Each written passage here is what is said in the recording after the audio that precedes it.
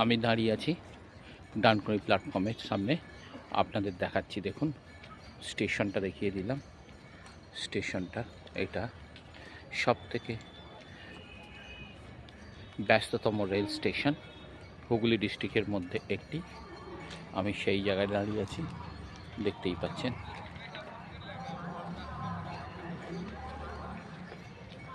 দেখুন, এখান থেকে আপনি দূরপাল্লা বেশ কিছু ট্রেন এখান থেকে পাবেন, তবে সব কিছুই কিন্তু আপনি খোঁজ নেবেন রেলের ইনকোয়ারিতে, অবশ্যই নেবেন। দেখুন, আমি আপনাদের দেখাচ্ছি আমি যে জায়গায় দাঁড়িয়ে আছি। দেখুন, আমি যে জায়গায় দাঁড়িয়ে আছি দেখতেই পাচ্ছেন, স্টেশন ডানকুনি।